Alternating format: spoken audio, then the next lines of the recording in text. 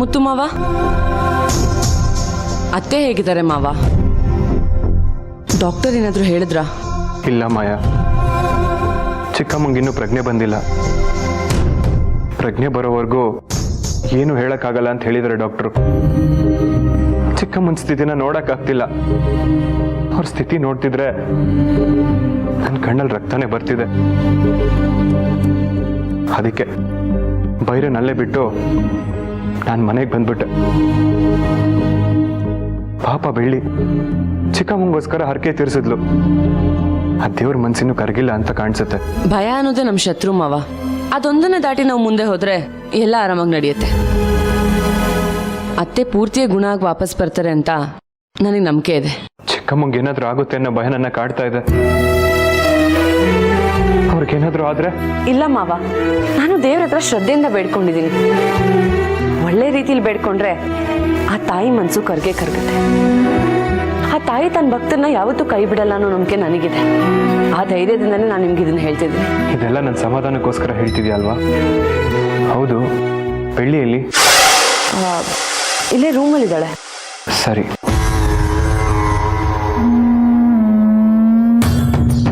ನೋಡಿ ನೋಡಿ, ಚೆನ್ನಾಗಿ ನೋಡಿ ವಾಪಸ್ ಬನ್ನಿ.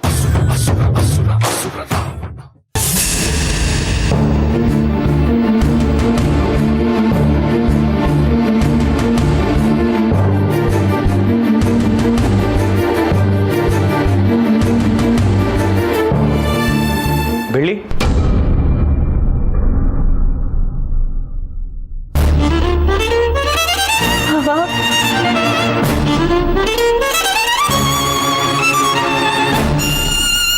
ಏನಾಯ್ತು? ಯಾಕೆ ಅಳ್ತಿದ್ಯಾ? ಆಗ್ಲೇ ಕವಿತಾ ಅಕ್ಕ ಕೆಲಸ ಮಾಡ್ಬೇಕಾದ್ರೆ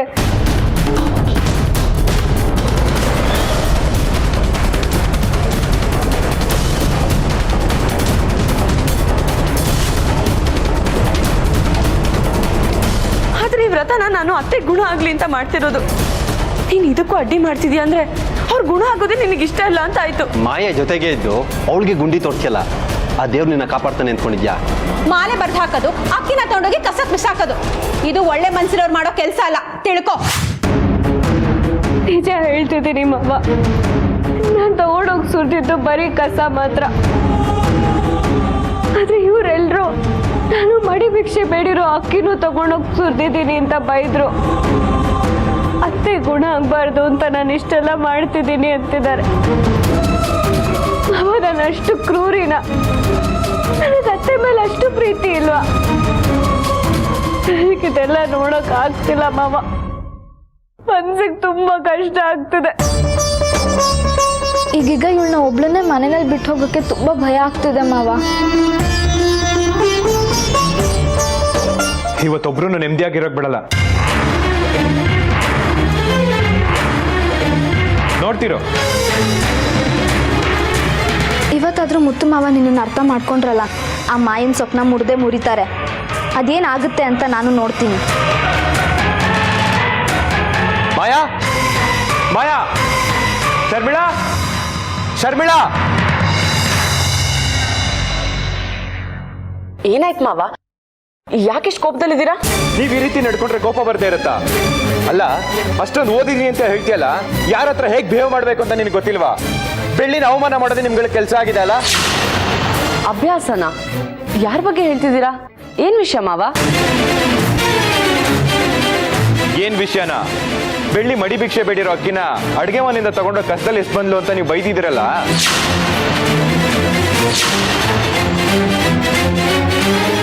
ಅವಳು ನೋಡಿದ್ರೆ ನಾನು ಬರೀ ಕಸ ಎಷ್ಟು ಬಂದೆ ಅಂತ ಹೇಳ್ತಿದ್ದಾಳೆ. ನೀವು ನೋಡಿದ್ರೆ ಅಕ್ಕಿ ಬ್ಯಾಗ್ನು ಎಷ್ಟಿದ್ದಾಳೆ ಅಂತ ಹೇಳ್ತಿದ್ದೀರಾ. ಇದ್ರಲ್ಲಿ ಯಾವ್ದು ಸುಳ್ಳು ಯಾವ್ದು ನಿಜ? ಚಿಕ್ಕಮ್ಮ ಗುಣ ಆಗ್ಲಿ ಅಂತ ನೀನ್ ಈಗ ವ್ರತ ಮಾಡ್ತಾ ಇದ್ಯಾ. ಆದ್ರೆ ಬೆಳ್ಳಿಗೆ ಇದು ಮೊದಲನೇ ಸರಿ ಅಲ್ಲ. ಈ ರೀತಿ 10 ವ್ರತಗಳು ಮಾಡಿದಾಳೆ ಅಂದ್ಮೇಲೆ ಅವಳ ಮೇಲೆ ಆರೋಪ ಹೊರಿಸೋದು ಇಷ್ಟು ಮಟ್ಟಿಗೆ ಸರಿ ಹೇಳೋ? ಶರ್ಮಿಳಾ, ನಿನಗೂ ಸೇರ್ಸಿ ಹೇಳ್ತಾ ಇದ್ದೀನಿ, ಬೆಳ್ಳಿ ಬಗ್ಗೆ ಮಾತಾಡ್ಬೇಕು ಅಂದ್ರೆ ಒಂದ್ಸರಿ ಅಲ್ಲ 100 ಸರಿ ಯೋಚನೆ ಮಾಡಿ ಮಾತಾಡು. ಅವಳ ಕಣ್ಣಲ್ಲಿ ಒಂದ್ ಹನಿ ಕಣ್ಣೀರ್ ಬಂದ್ರು ನಾನು ಮನುಷ್ಯನಾಗಿರಲ್ಲ, ಹುಷಾರ್. ಮಾವ, ನೀವೇನು ಹೇಳ್ತಿದ್ದೀರಾ? ಕಸ, ಬ್ಯಾಗು, ನೀವೇನು ಹೇಳ್ತಿದ್ದೀರಾ ನಂಗೊಂದು ಅರ್ಥ ಆಗ್ತಿಲ್ಲ. ಇದೆಲ್ಲ ಯಾವಾಗ ನಡೀತು ಮಾವ?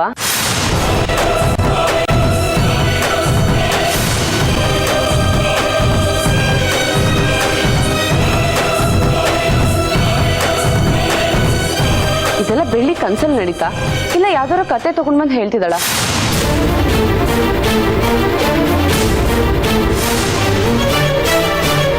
ನನಗೊಂದು ಅರ್ಥ ಆಗ್ತಿಲ್ಲ ಮಾವ.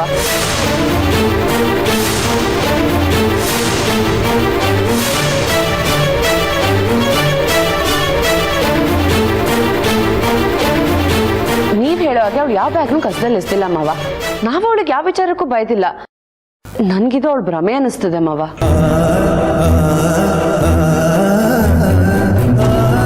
ಹೌದಣ್ಣ, ನಾವೆಲ್ಲ ಆಗ್ಲಿಂದ ಮನೇಲೇ ಇದ್ದೀವಿ. ನೀನ್ ಹೇಳ್ತಿರೋ ತರ ಯಾವ ವಿಷಯನೂ ನಡೆದಿಲ್ಲ ಅಣ್ಣ.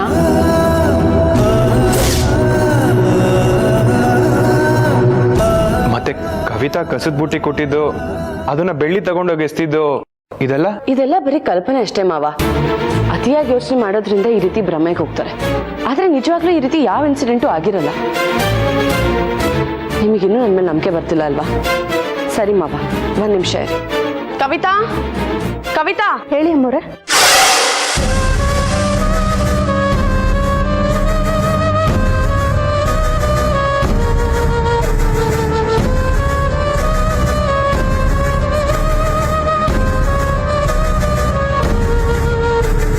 ನೋಡಿ ಮಾವ, ನಾನೇನು ಮಾತಾಡಲ್ಲ. ಅದೇನ್ ಕೇಳ್ಬೇಕಾಗಿದ್ಯೋ ನೀವು ಅವ್ರನ್ನ ಡೈರೆಕ್ಟಾಗಿ ಕೇಳಿ. ಏನಮ್ಮ ಕವಿತಾ, ನಿನಗೆ ಮೈಗೆ ಹುಷಾರಿಲ್ಲ ಅಂತ ಕಸದ ಬುಟ್ಟಿನ ಬೆಳ್ಳಿಗೇನಾದ್ರೂ ಕೊಟ್ಟ? ಅವಳು ಕಸ ಎಸೆಯ ಜೊತೆಗೆ ಮಡಿ ಹಾಕಿರೋ ಬ್ಯಾಗ್ನು ತಗೊಂಡೋಗಿ ಎಸೆದ್ಲಾ? ಸರಿಯಾಗಿ ಹೇಳಿ, ನೀವೆಲ್ಲರೂ ಸೇರ್ಕೊಂಡು ಅವಳಿಗೆ ಬೈದ್ರಾ? ಅಯ್ಯಯ್ಯೋ, ಆ ಥರ ಸುಳ್ಳು ಹೇಳಿದ್ರೆ ನಾನು ನಾಲ್ಗೆ ಸೇದೋಗುತ್ತಣ್ಣ.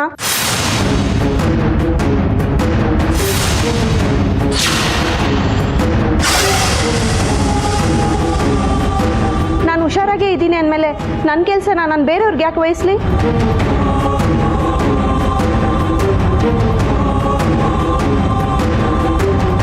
ಬೆಳ್ಳಿ ಅಮ್ಮವ್ರಿಗಾಗ್ಲಿ ಮಾಯ ಅಮ್ಮವ್ರಿಗಾಗ್ಲಿ ಕೆಲಸ ಹೇಳೋಷ್ಟು ದೊಡ್ಡವಳಲ್ಲ ನಾನು. ಈ ಮನೆ ಕೆಲಸದವಳು. ನನ್ನ ಕೆಲಸನ ನಾನೇ ಮಾಡಬೇಕು. ಬೆಳ್ಳಿ ಅಮ್ಮವರು ಸುಳ್ಳು ಹೇಳ್ತಿದ್ದಾರೆ. ಸತ್ಯವಾಗ್ಲೂ ನಂಗೆ ಈ ವಿಷಯ ಗೊತ್ತಿಲ್ಲ ಅಣ್ಣ. ಕವಿತಕ್ಕ, ಇವ್ರು ಸುಳ್ಳು ಹೇಳ್ತಾರೆ ಅಂದ್ರೆ ನೀವು ಅವ್ರ ಜೊತೆ ಸೇರ್ಕೊಂಡು ಸುಳ್ಳು ಹೇಳೋದು ತಪ್ಪಲ್ವಾ? ಬೆಳ್ಳಿ, ಪಾಪ ಕವಿತಾ ಅವಳ ಪಾಡಿಗೆ ಬಂದು ಕೆಲಸ ಮಾಡ್ಕೊಂಡು ಹೋಗ್ತಿದ್ದಾಳೆ. ನೀನು ಅವಳ ಮೇಲೆ ಆರೋಪ ಹೊರಿಸೋದು ತಪ್ಪಲ್ವಾ ಬೆಳ್ಳಿ? ನಾವೆಲ್ಲ ಸುಳ್ಳು ಹೇಳ್ತಿದ್ದೀವಿ, ನೀನೊಬ್ಳು ಮಾತ್ರ ನಿಜ ಹೇಳ್ತಿದ್ಯಾ ಅಂದರೆ ಅದನ್ನು ನಂಬೋಕ್ಕಾಗತ್ತಾ? ನನ್ನ ಪ್ರಕಾರ ಅತ್ತೆ ಸತ್ತು ಹೋಗಿರೋ ಶಾಕಿಂದ ನೀನಿನ್ನೂ ಹೊರಗೆ ಬಂದಿಲ್ಲ. ಅದಕ್ಕೆ ನಿನ್ನ ತಲೆಯಲ್ಲಿ ಬರೀ ಬೇಡ್ದಿರೋ ಯೋಚನೆಗಳೇ. ಡಾಕ್ಟ್ರು ಕೊಟ್ಟಿರೋ ಮಾತ್ರೆಲ್ಲ ಸರಿಯಾಗಿ ತಗೋತಾ ಇದೆಯಾ ತಾನೆ?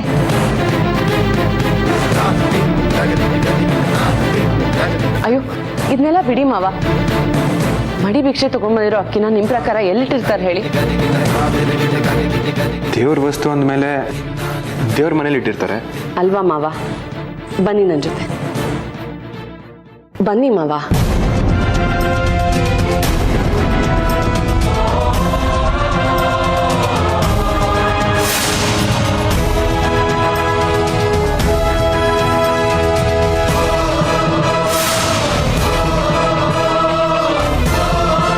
ನೋಡಿ ಮಾವ, ನಾನು ಮಡಿ ಭಿಕ್ಷೆ ಬೇಡ್ಕೊಂಡು ತಂದಿರೋ ಅಕ್ಕಿ ಇದೇ ಬ್ಯಾಗಲ್ಲಿದೆ. ನಾಳೆ ಇದನ್ನೇ ದೇವಸ್ಥಾನಕ್ಕೆ ತಗೊಂಡು ಹೋಗಿ ದೇವ್ರ ಪ್ರಸಾದ ತರ ಸ್ವೀಕಾರ ಮಾಡಬೇಕು. ಅಲ್ಲ ಮಾವ, ಸುಳ್ಳು ಹೇಳೋದು ಸರಿ, ಆದ್ರೆ ದೇವ್ರ ಬಗ್ಗೆ ಸುಳ್ಳು ಹೇಳಿದಾಳಲ್ಲ, ಅದು ನಮ್ಮ ಬೆಳ್ಳಿ. ನನ್ಗಂತೂ ಇದು ಯಾವುದನ್ನು ನಂಬಕ್ಕೆ ಆಗ್ತಿಲ್ಲ ಮಾವ.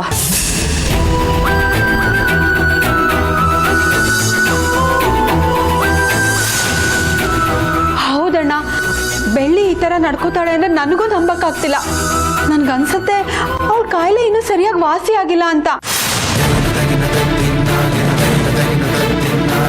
ಬರೀ ಮಾತ್ರೆ ಇಂಜೆಕ್ಷನ್ ಇಂದ ಆಗಲ್ಲ ಅಣ್ಣ, ಬೇರೆ ಏನಾದರೂ ಟ್ರೀಟ್ಮೆಂಟ್ ಕೊಡಿಸ್ಬೇಕು.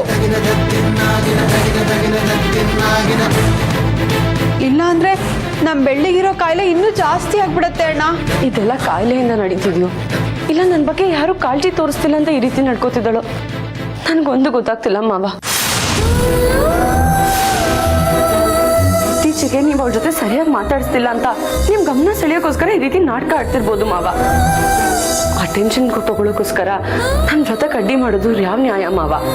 ನಾನು ಒಬ್ಬಳ ಮೇಲೆ ಅಷ್ಟೇ ಅಲ್ಲ, ಅತ್ತಿಗೆ ಮೇಲೆ, ಕೆಲಸದವ್ರ ಮೇಲೆ, ಎಲ್ಲರ ಮೇಲೆ ಆರೋಪ ಮಾಡ್ತಿದ್ದಾಳೆ ಮಾವ. ಅತ್ತಿಗೆ ಹೇಳ್ದಾಗೆ ಬೆಳ್ಳಿಗಿರೋ ಕಾಯಿಲೆನ ಗುಣ ಮಾಡಬೇಕು, ಇಲ್ಲಾಂದ್ರೆ ಅವಳ ಜೊತೆ ಸೇರಿ ನಮ್ಮೆಲ್ರನ್ನು ಬಲಿ ತಗೊಳ್ಳೋದು ಗ್ಯಾರಂಟಿ.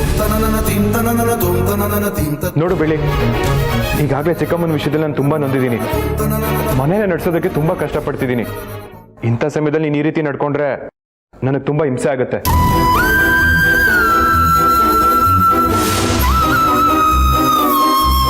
ಈ ಮನೇಲಿ ಎಲ್ಲರೂ ಯೋಗಕ್ಷೇಮ ವಿಚಾರಿಸೋದು ನನ್ನ ಕರ್ತವ್ಯ ನಿಜ. ಹಾಗಂತ ನನಗೂ ಉಸಿರಾಡೋಕ್ಕೆ ಸಮಯ ಬೇಕಲ್ವಾ? ಮನೆಗೆ ಬಂದಾಗ ನೆಮ್ಮದಿಯಾಗಿರ್ಬೇಕು, ಉಸಿರು ಕಟ್ಟಾಗಿ ಮಾಡಬೇಡ.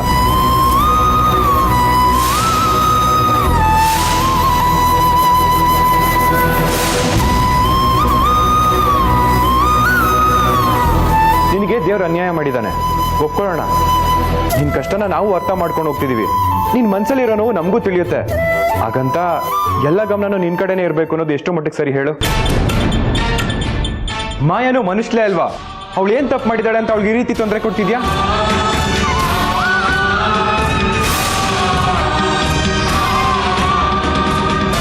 ಬಿಡು, ಇದೆಲ್ಲ ಬಿಟ್ಟು ಎಲ್ರೂ ಸಂತೋಷವಾಗಿರೋ ಥರ ನೋಡ್ಕೋ. ಸಾಕು ಬೆಳ್ಳಿ, ಇಷ್ಟು ದಿನ ನಡೆದಿದ್ದಲ್ಲ ಸಾಕು.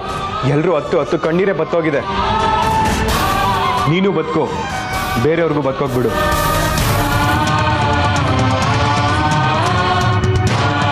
ಹರಿಣಿ, ಅವಳಿಗೆ ಮಾತ್ರೆ ಕೊಟ್ಟು ಅವಳನ್ನ ಹುಷಾರಾಗಿ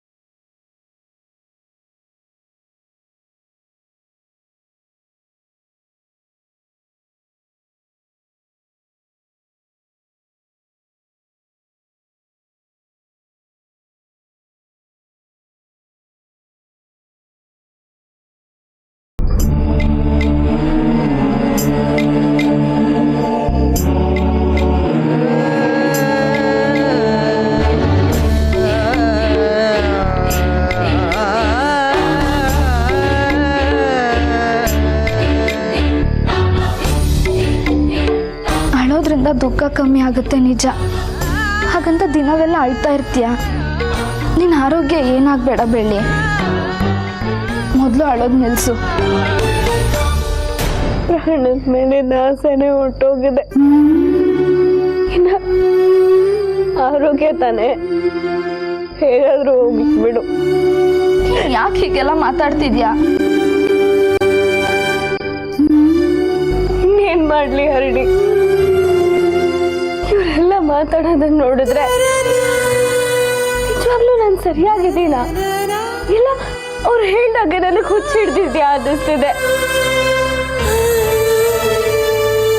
ನನಗೆ ಯಾರು ಹೇಳಿದ್ರು ಬೇಜಾರಾಗ್ತಿರ್ಲಿಲ್ಲ. ಆದ್ರೆ ಮುತ್ತು ಮಾವ ಅವರು ಇದನ್ನೆಲ್ಲ ನಂಬ್ತಿದ್ದಾರೆ. ನಾಳೆಯಿಂದ ಮುತ್ತು ಮಾವ ನನ್ನ ಸರಿಯಾಗಿ ಮಾತಾಡ್ಸಲ್ಲ. ಅವರಿಂದ ನಾನು ತುಂಬಾ ದೂರ ಹೋಗ್ತಿದ್ದೀನೇನೋ ಅನ್ನಿಸ್ತಿದೆ. ಈಗ ನೋಡು, ಮಾತ್ರೆ ಕೊಟ್ಟು ನನ್ನನ್ನ ಮಲಗಿಸು ಅಂತ ನೀನೇನ್ ಕಳ್ಸಿದ್ದಾರೆ. ಇದನ್ನೆಲ್ಲ ನೋಡ್ತಿದ್ರೆ ಮನ್ಸಿಗೆ ತುಂಬಾ ಕಷ್ಟ ಆಗ್ತಿದೆ ಹರಡಿ. ಆ ಮಾಯಾ ಮಾಮೂಲಿ ವಿಷಯದಲ್ಲಿ ಹುಡುಗಾಟ ಆಡ್ತಿಲ್ಲ. ಇದು ದೇವ್ರ ವಿಷಯ. ವ್ರತದ ಪ್ರಕಾರ ನಾಳೆ ಅವಳು ದೇವಸ್ಥಾನದಲ್ಲಿ ಭಿಕ್ಷೆ ಬೇಡಿದ ಅಕ್ಕಿನಲ್ಲಿ ಪ್ರಸಾದ ಸ್ವೀಕಾರ ಮಾಡ್ತಿದ್ದಾಳೆ.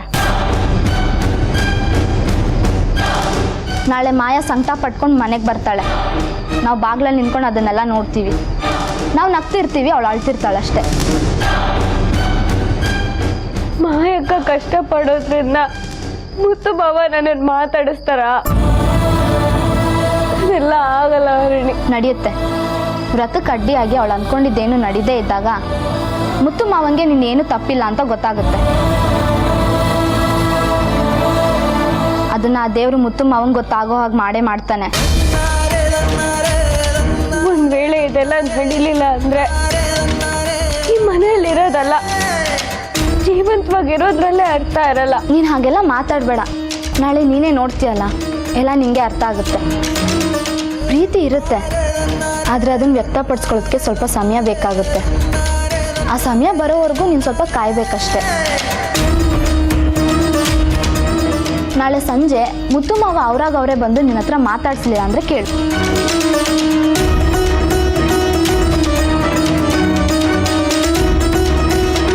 ನಿನ್ನ ಮುಖದಲ್ಲಿ ನಗು ಬರ್ಸ್ಬೇಕು ಅಂದರೆ ತುಂಬಾನೇ ಕಷ್ಟ ನೋಡು.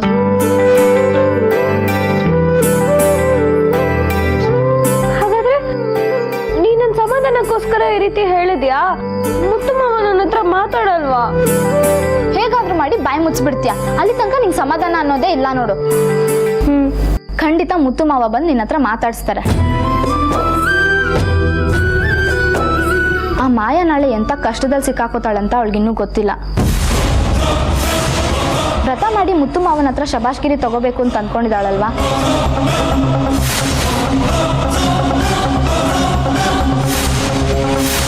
ನಾಳೆ ಅನ್ಕೊಂಡಿದ್ದನ್ನೆಲ್ಲ ಆ ತಾಯಿ ಉಲ್ಟಾ ಮಾಡೇ ಮಾಡ್ತಾಳೆ.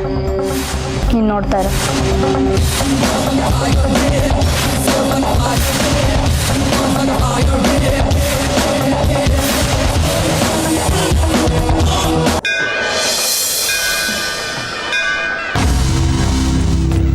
ನೀನಾದ್ರೂ ಇವಳಿಗೆ ಸ್ವಲ್ಪ ಬುದ್ಧಿ ಹೇಳು ಶರ್ಮಿಳಾ. ಈಗ ಆಗ್ಬೇಕಾಗ್ದ ಮಾಲೆ ಹಾಕ್ಸಿ ಸುಳ್ಳು ಹೇಳ್ತಿದ್ದಾಳೆ. ಈಗ ನೋಡಿದ್ರೆ ವ್ರತ ನೆಲದ ಮೇಲೆ ಊಟ ಮಾಡ್ತೀನಿ ಅಂತ ಬಂದಿದ್ದಾಳೆ. ದೇವ್ರ ವಿಷಯದಲ್ಲಿ ಹೀಗೆಲ್ಲ ಹುಡುಗಾಟ ಆಡ್ಬಾರ್ದಲ್ವಾ? ಆಮೇಲೆ ದೇವ್ರ ಕೋಪ ಬಂದ್ಬಿಟ್ರೆ ಶಾಪ ಕೊಟ್ಬಿಡ್ತಾನೆ. ಸ್ವಲ್ಪ ಬುದ್ಧಿ ಹೇಳು. ನೀನ್ ನಿಜವಾಗ್ಲೂ ನಮ್ಮ ಅಮ್ಮನೇನಾ? ಮಾಯಾ, ಮತ್ತೆ ಇನ್ನೇನದ್ಗೆ? ಅಪ್ಪ ಎನ್ಕರೇಜ್ ಮಾಡಿದಷ್ಟು ಇವ್ರು ಸಪೋರ್ಟ್ ಮಾಡಲ್ಲ. ನಾನು ಹುಡ್ತಾಗಿಂದ ನೋಡ್ತಿದ್ದೀನಿ. ಶತ್ರುಗಳು ಇಷ್ಟು ಟಾರ್ಚರ್ ಕೊಡಲ್ಲ, ಇವರಷ್ಟು ತಲೆ ತಿಂತಿದ್ದಾರೆ.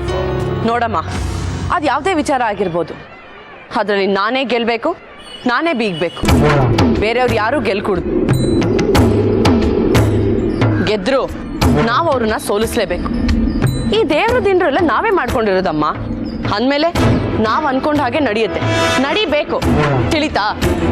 ಸುಮ್ಮನೆ ಜಾಸ್ತಿ ಮಾತಾಡ್ದೆ ನಿಮ್ ದೇವ್ರ ಹತ್ರ ಏನ್ ಬೇಡ್ಕೊಳಕ್ ಬಂದಿದ್ಯೋ ಹೋಗಿ ಬೇಡ್ಕೊಂಡ್ ಬಾ.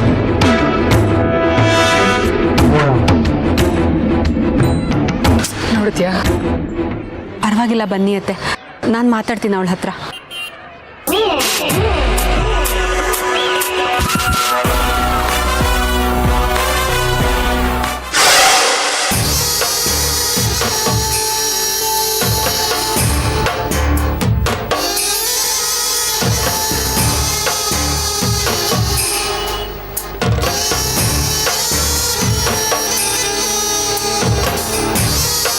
ದೇವ್ರೆ, ನಾನೀಗಾಗಲೇ ನಿನ್ನಷ್ಟು ಸಾಕಷ್ಟು ಕೇಳ್ಕೊಂಡಿದ್ದೀನಿ, ಬೇಡ್ಕೊಂಡಿದ್ದೀನಿ. ಆದರೆ ನಿನಗಿನ್ನೂ ನನ್ನ ಮೇಲೆ ಕರುಣೆ ಬಂದಿಲ್ಲ ಅಲ್ವಾ? ಹಾಸ್ಪಿಟ್ಲಲ್ಲಿ ನಮ್ಮ ಅತ್ತೆ ಪ್ರಾಣ ಬದುಕು ಸಾವಿನ ಮಧ್ಯದಲ್ಲಿ ಹೋರಾಡ್ತಿದ್ದಾರೆ. ದಯವಿಟ್ಟು ಅವ್ರನ್ನ ಗುಣ ಮಾಡಪ್ಪ. ಅವ್ರು ಮತ್ತೆ ಮೊದಲಿನ ಥರ ಎದ್ದು ಓಡಾಡಬೇಕು. ಈ ಊರಿನ ಜನದು ಯೋಗಕ್ಷೇಮ ಎಲ್ಲ ವಿಚಾರಿಸ್ಬೇಕು. ಅವ್ರಿನ್ನೂ ತುಂಬ ದಿನ ಬದುಕು ಬಾಳ್ಬೇಕಪ್ಪ. ನಿನ್ನ ಪ್ರೀತಿನ ಪಡೆಯೋದಕ್ಕಂತ ಇವತ್ತು ನೀನು ಕೊಟ್ಟಿರೋ ಪ್ರಸಾದನೇ ನಾನು ಸ್ವೀಕರಿಸ್ತಿದ್ದೀನಿ. ದಯವಿಟ್ಟು ನಂದು ಒಂದು ಕೋರಿಕೆನ ನೆರವೇರಿಸಪ್ಪ. ನಮ್ಮ ಅತ್ತೆನ ಬೇಗ ಗುಣ ಮಾಡು. ಅಲ್ಲ ಕಣವ, ನಿಮ್ಮ ಅತ್ತೆ ಮೇಲೆ ಎಷ್ಟೊಂದು ಪ್ರೀತಿ ಇಟ್ಕೊಂಡಿದೀಯಾ. ನಮ್ಮ ಮನೇಲೂ ಒಂದು ಐತೆ. ಅತ್ತೆ ಅಂತ ನನಗೆ ಒಂದಿನೂ ಗೌರವ ಕೊಡಲ್ಲ. ಈಗಿನ ಕಾಲದಲ್ಲಿ ಮರ್ಯಾದೆ ಇಲ್ದೇ ನಡ್ಕೊಳ್ಳೋ ಹೆಣ್ಮಕ್ಳ ಮುಂದೆ ನೀನು ಮಹಾಲಕ್ಷ್ಮಿ ಇದ್ದಂಗಿದೆಯವ. ಮುತ್ತಣ್ಣಗೆ ನೀನು ಸರಿಯಾದ ಜೋಡಿ ನಾವು. ಈ ಊರಿನ ಜನ ಹತ್ರ ಗೌರವ ಸಂಪಾದಿಸ್ಕೋಬೇಕು ಅಂದರೆ ನಾನು ನಾಟಕ ಆಡಲೇಬೇಕು.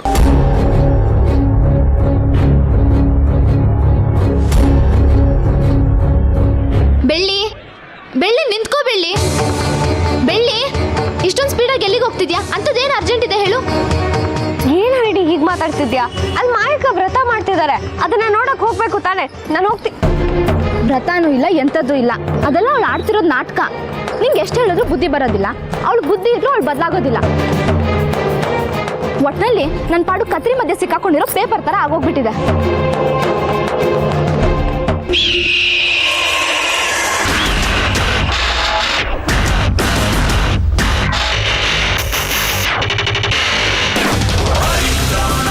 ಇಲ್ಲ ಅದಕ್ಕೆ ನಾನು ಗೆಲ್ಲಬೇಕು. ಬೆಳ್ಳಿಗಿಂತ ನಾನೇ ಬೆಸ್ಟ್ ಅಂತ ನಾನು ಪ್ರೂವ್ ಮಾಡ್ತೀನಿ.